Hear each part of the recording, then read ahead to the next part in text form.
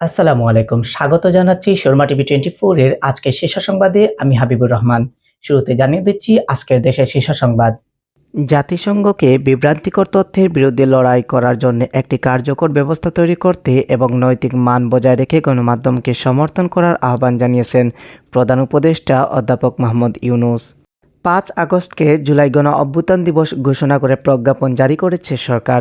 সেই সঙ্গে ৮ আগস্টকে নতুন বাংলাদেশ দিবস পালন না করার এবং ১৬ জুলাইকে জুলাই শহীদ দিবস হিসেবে পালন করার কথা জানিয়ে পরিপত্র জারি করা হয়েছে। ২৬ জনকে হত্যার লাইসেন্স পেয়ে গেছি। সোশ্যাল মিডিয়ায় ভাইরাল হওয়া একটি অডিও ক্লিপে শেখ হাসিনাকে কথা বলতে শোনা যায়।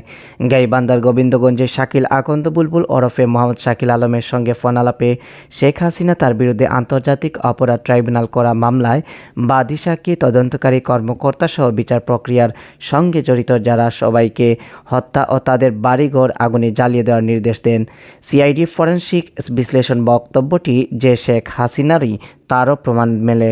স্থানীয় সরকার, পল্লী উন্নয়ন ও সমবায় বিষয়ক উপদেষ্টা আসিফ মাহমুদ সজীব ভুঁইয়া যথাযথ আইনি প্রক্রিয়া মেনেই অস্ত্রের লাইসেন্স পেয়েছেন বলে জানিয়েছেন স্বরাষ্ট্র উপদেষ্টা lieutenant general of Jahangir Alam Chowdhury.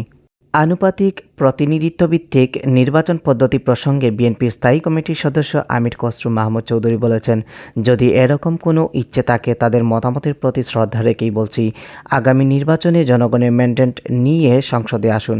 যে কোনো বিষয়ে মৌলিক পরিবর্তনের জন্য জনগণের কাছে যেতে হবে, সংসদের মাধ্যমে যেটা পাশ করতে হবে।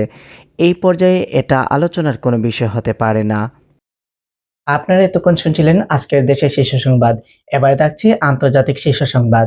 সোমালিয়ার রাজধানী মোগাদিশুর আন্তর্জাতিক বিমানবন্দরে আফ্রিকান ইউনিয়নের শান্তিরক্ষা মিশনে ব্যবহৃত একটি হেলিকপ্টার বিধ্বস্ত হয়েছে। এই দুর্ঘটনায় অন্তত ৫ জন নিহত হয়েছেন।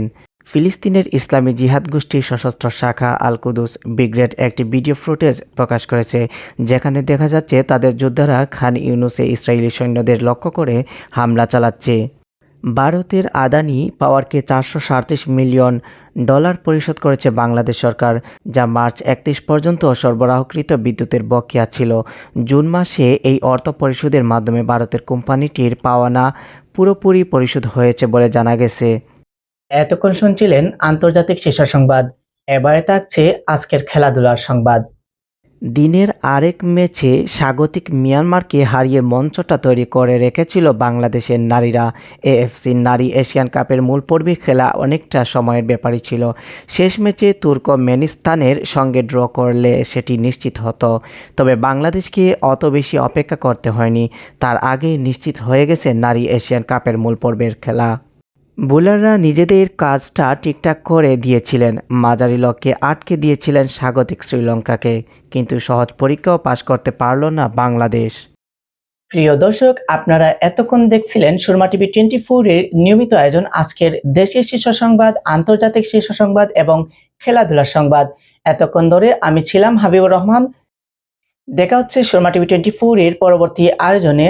ততক্ষণে সবাই ভালো থাকবেন, সুস্থ থাকবেন। আল্লাহ হাফেজ।